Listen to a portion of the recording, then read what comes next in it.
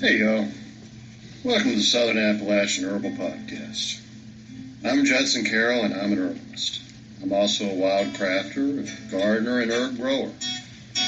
I'm coming to you from high atop the beautiful Blue Ridge Mountains of North Carolina, just a stone's throw from the Tennessee line, overlooking the Pisgah National Forest. Absolutely surrounded by the bounty of God's green earth. I spent most of my life wandering these mountains and learning about plants from the old timers and all sorts of characters. On this show, we'll talk about herbs and how to use them, how to find them, how to grow them, how to make preparations. We'll talk about a lot of things. We can also talk about permaculture, homesteading, foraging, and living off the land. Most anything, really. You can email me at southernappalachianherbs@gmail.com if you have a question or a comment. You can also contact me through the Grow Network, where I'm a regular contributor and a moderator for the forums. And my blog is, of course, southernappalachianherbs@blogspot.com. All right, y'all. I'm going to sit my guitar down and let's talk about herbs.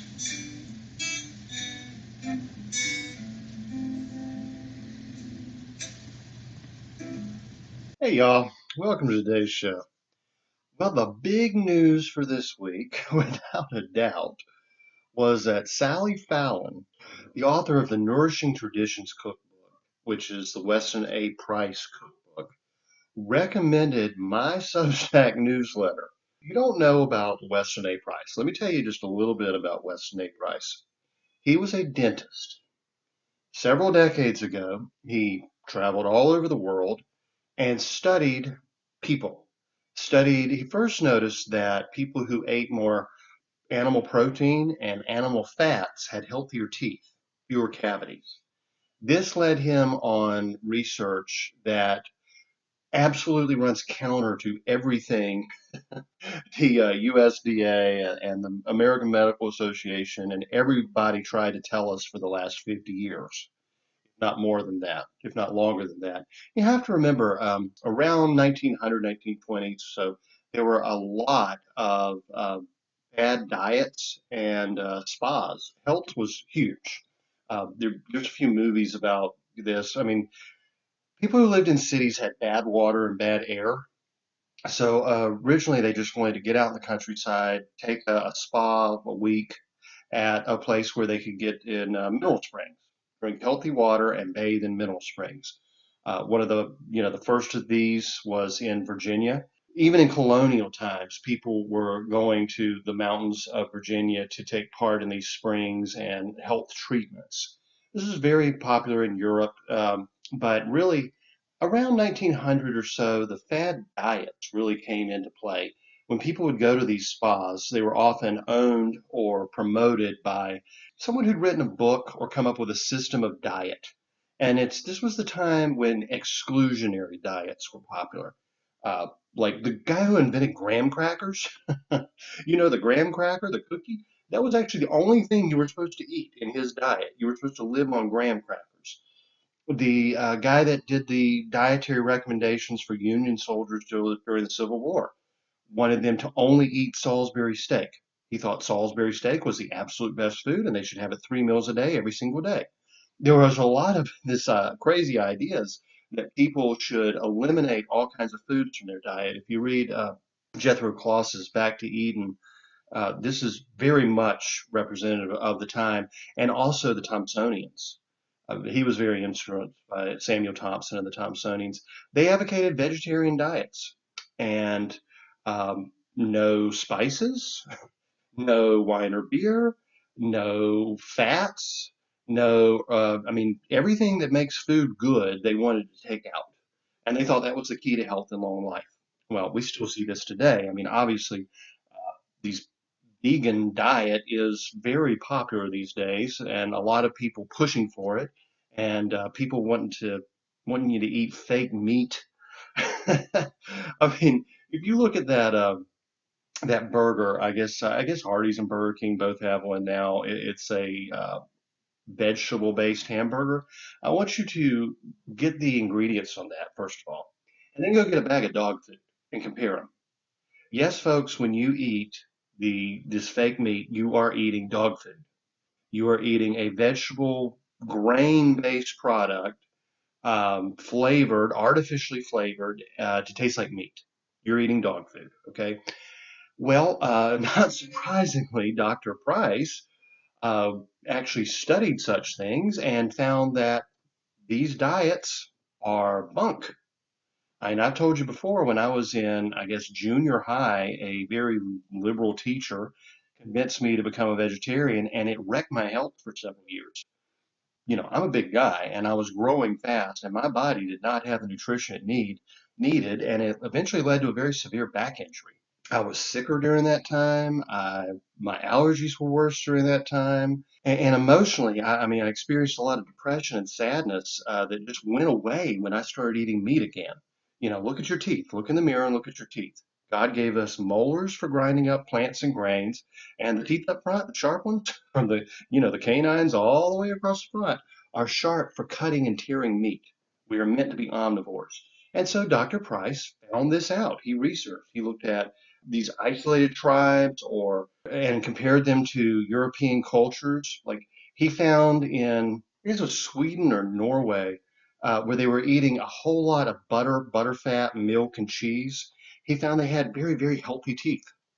He compared that to, say, the Amish here in America and found where they were eating natural raw milk, they had very healthy teeth and strong bones.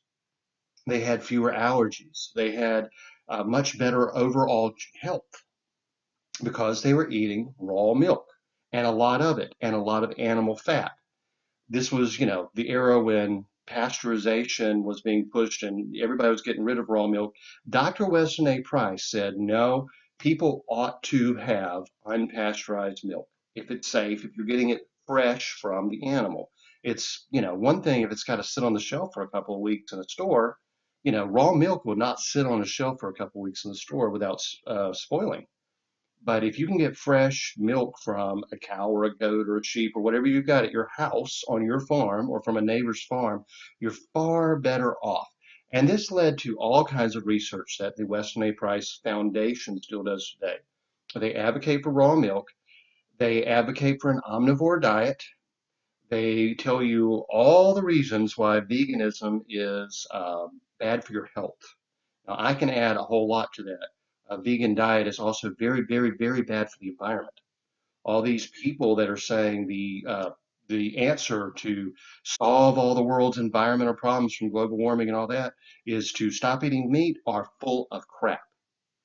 Actually, get the book Omnivore's Dilemma. There are several authors who've written on this topic. There are many scientific studies. A vegan diet kills more animals than a carnivore diet. Let me make sense of that. That just probably shocked a lot of people. Well, you think about a cow, for instance. A cow is several hundred pounds of meat.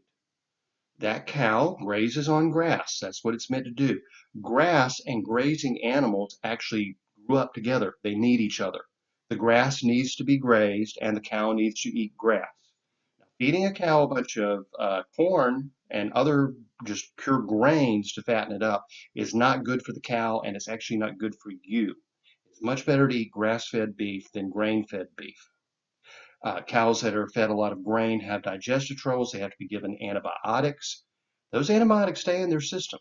All the chemicals, all the pharmaceuticals that you know, for lack of a better term, I would say a factory raised cow. I mean, a lot of ranchers are going to freak out over that word, but just say a modernly raised cow, controlled animal feeding unit cow, those are not good for you. They retain all those pharmaceuticals and chemicals and you eat them, but a cow that's actually out on grass, on pasture, living as God designed a cow to live, is actually very, very healthy. And one cow killed feeds many, many people, dozens of people. If you had one cow in your freezer, you could eat beef every day for a couple of years. So a meat eater's diet kills, in this instance, one animal. Now, let's say you also have chickens. Well, you're going to have how many chickens a week? A month? Maybe, let's say 2 chickens a month for an average household, right? Chickens were born to lay eggs. Chickens lay on average an egg every couple of days not in wintertime. A flock of chickens produces a whole lot more eggs than can become chickens. But let's say, for instance, you were just raising meat birds. Okay, 2 chickens a month, right? There's 24 chickens. So we've got 1 cow and 24 chickens. A pig is another very large animal. You're going to get off of a pig, bacon and hams and sausage meat and pork chops. You got the loins, you got the shoulders for barbecue. If you eat like I do, you're going to be interested in head cheese and trotters and, pig's feet. I believe in eating the whole animal and it's the best stuff. Okay, 1 pig is more than one person can eat in a year, especially if they're eating a few chickens and some beef, right? That 1 pig is easily enough to feed, a whole family. Now we're up to 26 animals have died. Let's say you mix in a little seafood. I believe it's actually very ethical to hunt. Believe it or not, what Disney taught you is not true. Animals do not get along well in the woods and they don't have little conversations, and no animal dies of old age in nature. Actually, the minute an animal loses a step, they get weak, they get sick, they get old, they are basically torn apart and eaten alive by other animals. And whether that's a pack of coyotes, who are, I mean, coyotes are probably one of the most cruel animals on the face of the earth. They will literally just rip the entrails out of a deer and go on and kill something else, letting that deer die slowly and then come back and feast on it that evening. They love to eat baby animals, by the way. And they're just eating machines. I mean, a coyote can actually eat 70 pounds of meat in a 24-hour period. Nature is cruel. If it's not a pack of coyotes that tears open that deer, it's going to be parasites, and they will slowly eat that animal alive. The most humane death an animal in nature can have is a hunter's well-placed bullet or arrow, or an instant kill trap like a conibear. So I am very much against the vegan diet. Why? Well, let's think. We just, for one person, an entire year's time, actually really more for like a family of four, we just killed 30 animals or so. 30. Well, vegans gonna say, but I don't kill any animals. Yeah, actually you do. If you eat a vegan diet that's, very much grain and legume based, so many animals are killed in growing and harvesting those vegetable products, you would not believe it. Having grown up on a farm, having been around farms, I can tell you that field of corn out there is full of wildlife. It is full of everything from mice. I mean, just first of all, the soil itself is absolutely full of life. You've got all kinds of insects down to microscopic level critters in that soil that are absolutely killed by disking and fertilizing and pesticides that are used in modern agriculture. So, first of all, the vegan has slaughtered millions of lower life forms in just that one soy burger they're eating. But then that field of corn or soybeans or whatever it is absolutely full of mice, snakes, rabbits, birds, getting up to the larger and larger animals. There'll be possums out there, there'll be raccoons out there. There are all kinds of animals that are in that field. And when it comes to harvest time, it's a bloodbath. For that one fake hamburger that they're getting from that fast food restaurant that is, in essence, dog food, they have killed thousands, even millions of animals, whereas the meat eater has killed in an entire year's time, maybe 30. Okay, so from a moral standpoint, if you want to not kill animals, the carnivore is actually far more moral than the vegan. Then we can get into the environmental impact. A cow was meant to graze on that grass. A chicken was meant to scratch around and eat bugs, and chickens are omnivores, they'll eat anything. I don't like controlled animal feeding units, these big chicken houses. I'm a Joel Salatin guy. I believe that nature works best as God intended. The people are healthier if we eat animals that live as God intended in a healthy way, out in the sunshine and fresh air, scratching around, not cooped up and put on a bunch of antibiotics.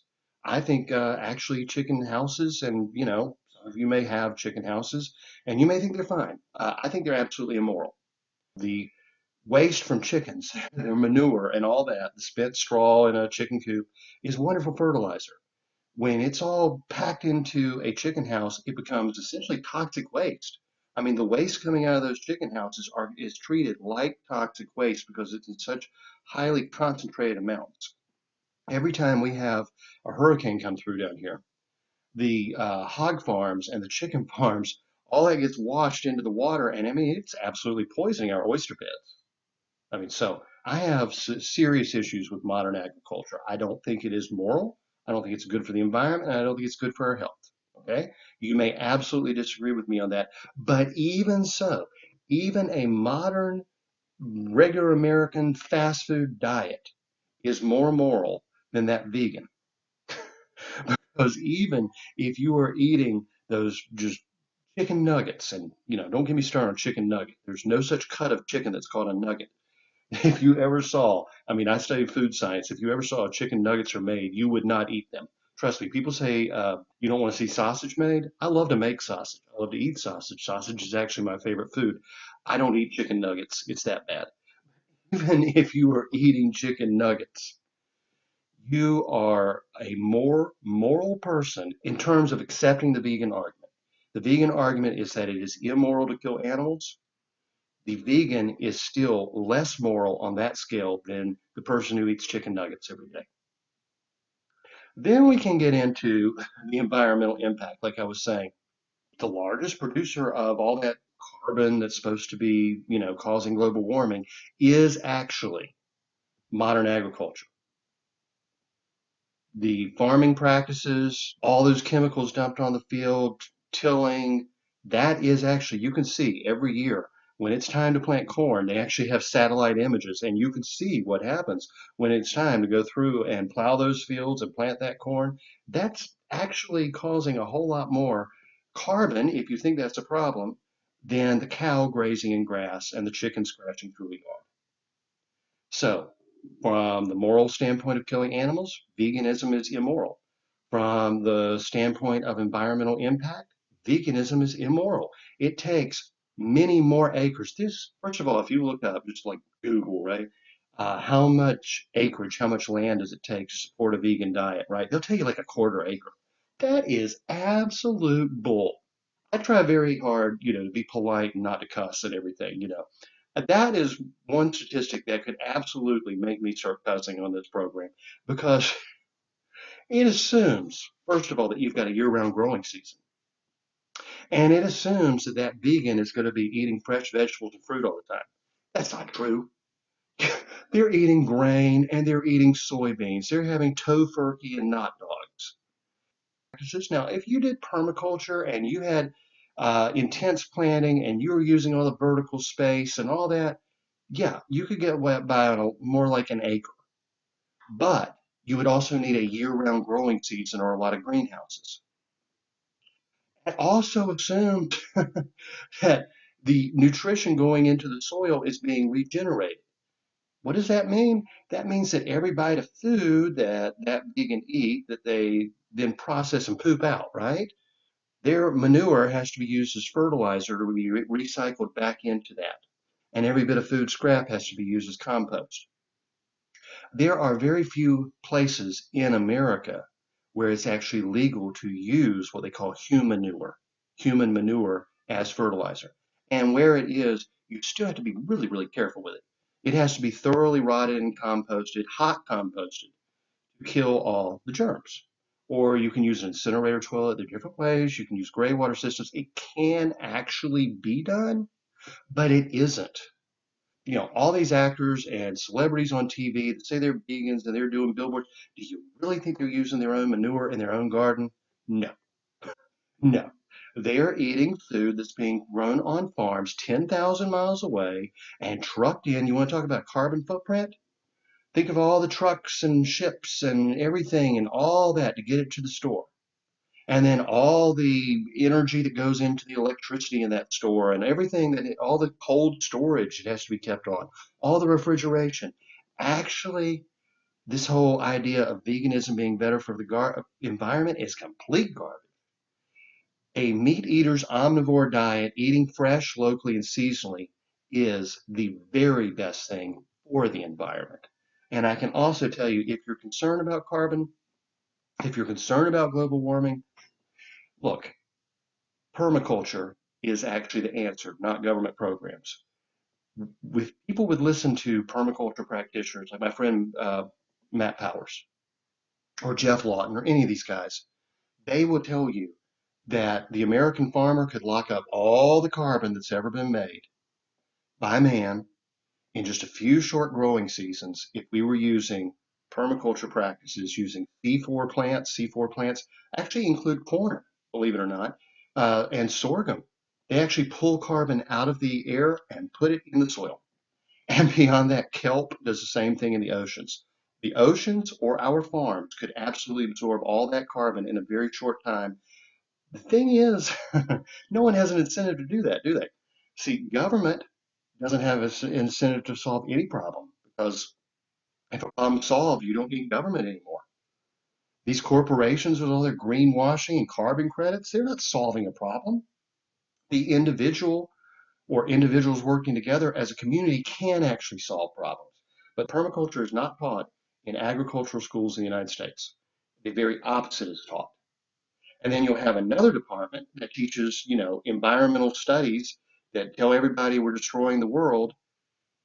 They may throw in a permaculture or sustainability type program, but it's not being taught to the farmers. And in fact, if the farmers were to follow these principles, they can't get their subsidies and grants and farm loans and crop insurance because they're not following what's called industry best practices. So that's a little soapbox. I'm just telling you, next time someone says, I'm a vegan because I don't want to kill animals, you tell them, wait a minute, your vegan diet kills 1,000 times more animals than my meat eating diet kills. Two, your vegan diet is putting small farmers who do things the right way, who take care of their animals and actually humanely kill their animals and make sure these animals have a wonderful life except for, one split second of one day. You're putting them out of business. You're incentivizing the worst possible ways of raising livestock and you're destroying the environment. Well, that's one thing the Weston A. Price Foundation really points out strongly. They also advocate for fermented foods. They are, we'll say, vaccine skeptics, vaccine hesitant. They've worked in the past with Robert F. Kennedy Jr. They are pro food freedom. They want us to be able to buy from our local farmers and not have everything regulated to death. And I think they're absolutely wonderful. And if I was going to recommend one cookbook, one modern cookbook to anyone, it would be Sally Fallon's Nourishing Traditions cookbook. So when Sally Fallon actually read my work and recommended it to all her readers, I was ready to pop a couple buttons. I mean, my chest expanded twice as big. That was huge. So thank you, Miss Fallon. Thank you, everybody at the Weston A. Price Foundation. You're actually doing the Lord's work. You know, the man who invented the so-called heart healthy diet, Ansel Keys. Ansel Keys was the one that put out all these papers and articles and supposed research saying that the American diet of eating animal fats and butter was causing us to have heart disease and cancer and was killing us. And for the last 50 years, every doctor's been taught that in school, every nutritionist has been taught that in school. They believed it, they preached it, they told you you need to lower your cholesterol, you need to eat more vegetables. They put you on margarine and took your butter away. Weston A. Price was the one organization standing against that. Why is that important? Ansel Keys was a complete fraud. He faked all his research. He actually went to the Mediterranean countries. You've heard like the Mediterranean diet. You're supposed to eat like an Italian or someone in the south of France. He went there during Lent. He went to Catholic countries during Lent and then wrote that they didn't eat meat, that they were eating a lot of fish. Duh. How foolish do you have to be to not know that Catholics don't eat meat during Lent? We eat fish and lentils and such as that. He based his research on false premises and falsified all his results and evidence The whole thing was a fraud. There was an article in Time magazine probably 10 years ago called Ending the War on Fat. I'm sure you can look it up online. It tells the whole story of how every bit of advice the American medical profession has been giving us for the last 50 years or plus was based on fraudulent data by a huckster who had actually been charged several times with peddling fake cancer cures, like magic beans, literally. Okay, your diet that is going to be best for you is fresh, local, seasonal meat, fish, vegetables, fruit, fermented foods. That's in my opinion, that's what's going to keep you healthiest. That's why my great grandparents all lived to be about 100 years old. Every generation since has lived a little bit shorter, a little bit shorter, a little bit shorter lifespan as we've been eating more processed foods, having more interaction with medical professionals. So, yeah, Weston A. Price, absolutely fantastic. I cannot recommend Weston A. Price and Sally Fallon's book highly enough. They have an annual conference. If you can go, go. They actually have local chapters. If you can join a local chapter of the Weston A. Price Foundation, all the rebel doctors of the past, few decades, they based everything on Weston A. Price. I mean, my favorite was W.C. Douglas. William Campbell Douglas used to put out a weekly newsletter that was absolutely fantastic. If you like Dr. Mike Adams, I mean, all these guys, they're coming straight out of that school of thought of Weston A. Price. And, you know, join your local chapter. They're advocating in every state to legalize raw milk. They're advocating in every state not to be feeding all this junk to kids in school that's supposedly healthy, that's actually giving them diabetes and cancer and kidney disease and everything under the sun. Weston A. Price is tops. And now let's talk about nerve. All right, y'all. Let's talk about anise. Anise is actually the flavor of licorice. When you eat a licorice candy, you're not actually eating licorice. You're actually, these days, probably eating a synthetic compound that tastes like anise. But if you eat a natural candy, it is flavored with anise. Anise is the flavor we associate with licorice. Anise shows up in everything imaginable, from candies, breads, many liqueurs and herbed or spiced beverages, especially in Europe. I mean, like ouzo has an anise flavor. So many things have an anise flavor. Even I think it is Sweden. They do an anise flavored milk that's served hot. It's very nice. Actually, I am a kind of a licorice fanatic, so that's very much a flavor that I enjoy. But anise goes back to as long as documented history of herbal medicine, as far back as we can find it. Anise was used in ancient Egypt. It was very popular in ancient Greece and Rome. Pliny the Elder actually listed 61 remedies for which anise was used. He believed it was even good for the bite of scorpions. But, nowadays we would normally use it for digestion, to settle an upset stomach. But it was so popular in ancient Rome that it was made into cakes. And these cakes are actually the ancestor of our wedding cake. The original wedding cake was an anise infused herbal cake that helped digestion. Dioscorides said that anise was warming and drying, that it eased pain, that it helped the urinary tract, it helped with gas or bloating, and it made the breath sweet. He said it was good for dropsy, that's edema, that's, water retention, where it really makes the ankles swell and everything. He said to stop the discharge of the intestines, and it was a galactic, helped help mothers produce more milk.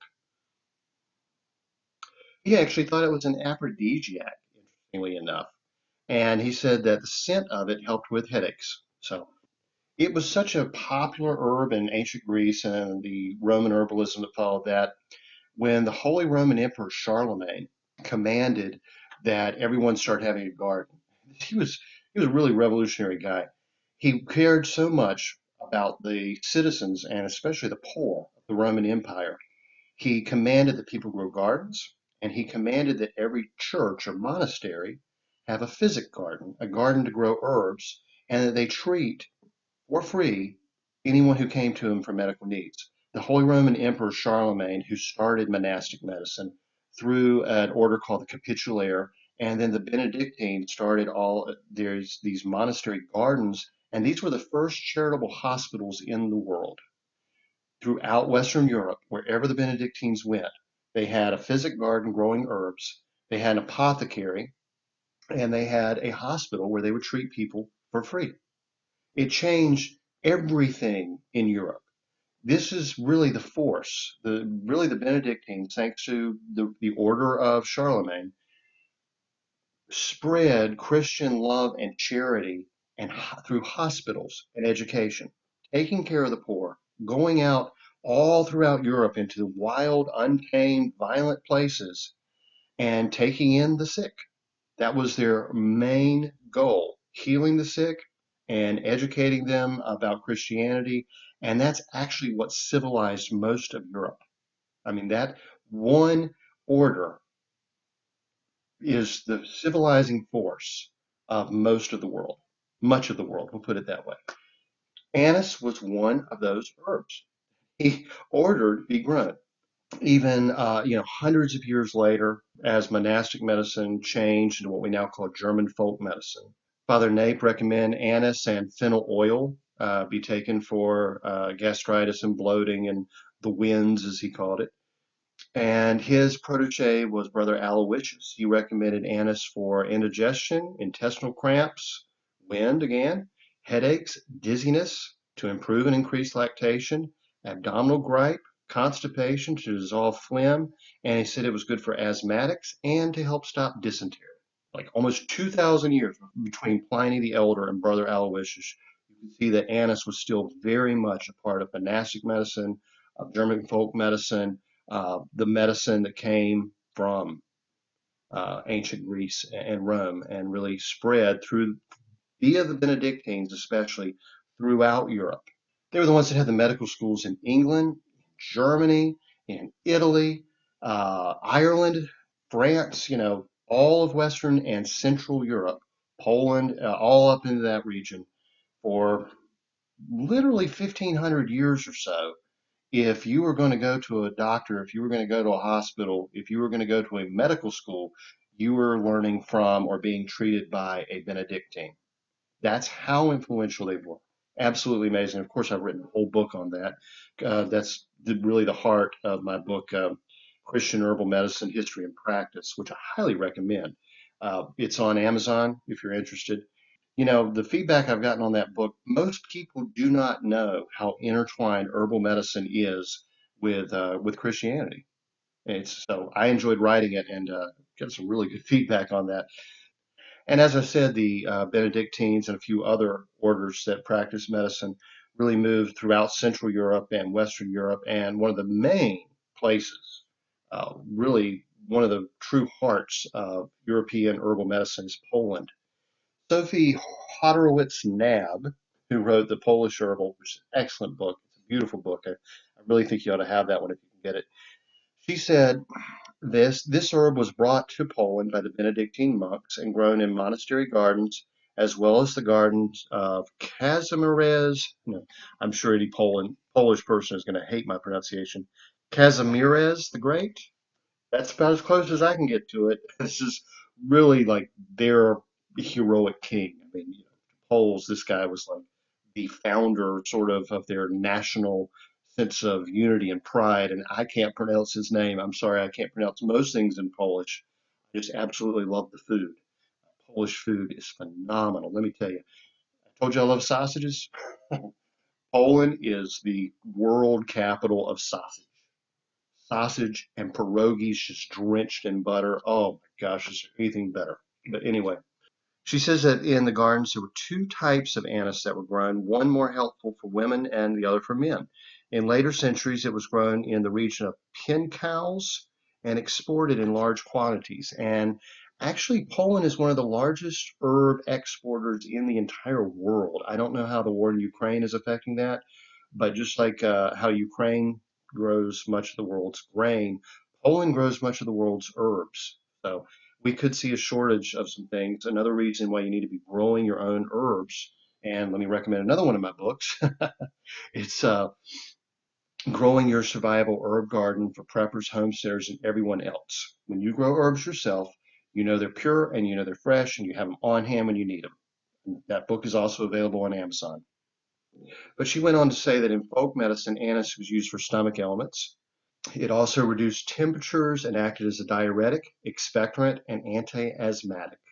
Mixed with lard and swallowwort, which is another herb, it serves as a salve for lice and nits. The oil of anise was rubbed on the body to repel troublesome insects, especially mosquitoes.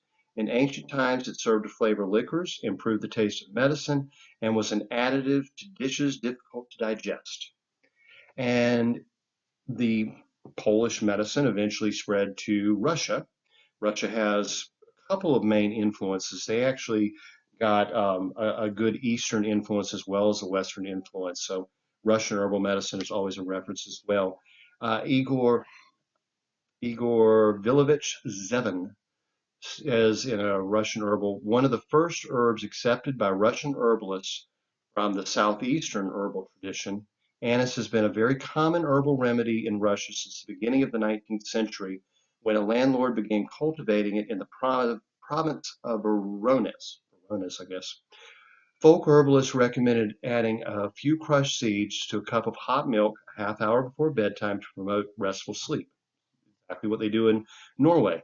And I've told you that's Anise, I believe is what way it's pronounced. It is delicious. If you like the flavor of licorice, I cannot recommend that highly enough either. It's really good. I mean, if you like hot chocolate, you would love Anise. It's really just delicious. And it's often used for sleep. Anise seeds promote the production of milk in nursing mothers who suffer from lacteal insufficiency, and they also help alleviate painful menstrual cramps. So that's the German tradition. Let's just skip back about 400 years to England. So Gerard, writing the 1500s in Elizabethan English, of course, which is also always a challenge to pronounce. He said, "The seed wasteth and consumeth wind." Again, he was using it for bloating and flatulence and such. He recommended it for the stomach, saying it allayeth the gripings of the belly. It provoketh urine gently, again, it's a diuretic, and maketh an abundance of milk. So, again, we're just seeing the same uses in different countries throughout the centuries. He said, dried and combined with honey, it would take phlegm out of the lungs and help with a cough. And he interestingly also recommended for children who had epilepsy. And I don't know why, but you actually see that use showing up many times. He said, "It is to be given to young children, infants, to eat, which are like to have the falling sickness, or such as have it by patrimony or succession." That means epilepsy in modern times. There were several herbs that were used for epilepsy. Usually they were antispasmodics. Antispasmodics to stop the spasming of the muscles. Now, whether or not this would actually work, I have no idea. But again, in several cultures, we see anise as one of those herbs. Now, John Kehoe tells us the Irish tradition of circa 1750 or so. He says it is an aid in expelling the wind from the body and exceedingly good to prevent convulsions, given to infants in a hot feed to prevent convulsions, the gripes, and the wind. The distilled oil is an excellent remedy against the pleurisy if it is applied outwardly. And Miss Grieve kind of sums up the British tradition. She also includes some interesting history. You know, anise is one of the herbs mentioned in the Bible. It says, "Ye pay the tithe of mint, anise, and cumin." So anise, of course, was well known in the ancient world, but in Virgil's time, it began to be used as a spice. And she tells about the cake, the original wedding cake that I've already mentioned. And apparently, it was a common cake used at many feasts where you're going to be eating a lot of rich foods. She also mentions that it was one of the herbs that was supposed to avert the evil eye. Now, this is interesting because, like in Poland and much of Central Europe, throughout the Middle Ages and beyond, people feared the evil eye as a curse that would prevent your cows from giving milk, that would cause a baby to be weak and sickly, that would cause a young woman's hair to thin. There are all kinds of maladies attributed to the evil eye. And, they thought gypsies were especially able to give a person the evil eye, which goes back to a lot of prejudice against gypsies. The power of the evil eye has its root in envy. When someone envied someone's beauty or someone envied someone's fortune, they would look at them harshly and kind of convey a curse of, I wish you didn't have what you have. So that's all the evil eye really is. But they had all these charms and amulets that were supposed to prevent the evil eye. And ironically, most of them were sold by gypsies. So they kind of had this idea that the gypsies would give you the evil eye and then they could give you the cure for the evil eye. But it's really, when you read these old herbals, it's interesting to read about the old superstitions because you will even read about very, devout like Jesuit books that had herbs that would be used to prevent the evil eye. I mean, this would, never be allowed in modern Catholicism, but even in, like, say, the 1200s, the most devout um, Christians were still somewhat superstitious. And a friend of mine from Tel Aviv, a Jewish girl that I used to know, she was a very rare Jew born with blue eyes. And it was still very prevalent at that time. She had to put on sunglasses when she would go into, the Muslim areas because they believed her blue eyes were evil. So even in the modern day, in various cultures, people still believe in the evil eye, and anise was one of those things that was supposed to avert the evil eye, believe it or not. So that's just an interesting aside, but I think it's really fascinating to just see how these these myths, these legends, spread from one culture to another over centuries and generations, and where they come from, and why a lot of the things we think today kind of have echoes of the past. So I find that interesting. There's a wonderful book by Luis Riotti that is all about the lore of plants, all about those myths and legends, and I believe it's called Sleeping with a Sunflower. And if you're just interested in knowing all these like superstitions and myths regarding plants, it is so fun to read. I mean, it's just really interesting. So back to Miss Greaves, she said that the official medicinal actions and uses, this would be circa 1931, carminative, that means it settles the stomach, pectoral, that means it's good for the chest and the lungs. Anise enjoys a considerable reputation as a medicine for cough and pectoral affections. Hard, dry coughs where expectoration is difficult, it is of much value. It is greatly used in the form of lozenges, and the seeds have also been used for smoking and to promote expectoration. It means to help you cough stuff up, okay? Get the mucus out of your lungs. So it was still very much in use in the 1930s medicinally. It would have been in many pharmaceutical products, especially cough medicines and lozenges. And in modern use, Plants for a Future says aniseed has a delicious sweet licorice-like flavor and is commonly used and a very safe herbal remedy that is well suited for all age groups from children to the elderly. However, its use has declined in recent years with the advent of cheaper substitutes and synthetic substances. It is particularly useful as a tonic to the whole digestive system, and its antispasmodic and expectorant effects make it of value in the treatment of various respiratory ailments. But you get the idea. Anise is a really useful herb. It's one not much used in herbal medicine anymore. It's mostly thought of as a spice for food. One of those I think we should probably be using a lot more. I mean, I particularly enjoy the flavor. Anise was so important, it was actually a form of currency and was used to pay taxes. That's how much perhaps your ancestors thought of anise in ancient Greece and Rome. So y'all have a wonderful week. Please, if you are inclined, buy my books. And remember, I'm doing a Substack newsletter now, which is absolutely free. You can find me at judsoncarroll.com. As a friend said, you need to spell that. So JUDSONCARROLL. It's two R's and two L's. JudsonCarroll.com. It's not Jason, it's not Justin. I've been called everything but a child of God, as Neil Board experts used to say, JUDSONCARROLL.com, or Judson Carroll Master Herbalist. You can also find me that way. I have 6 books out now. A 7th one is underway. You can find all my books on Amazon.com.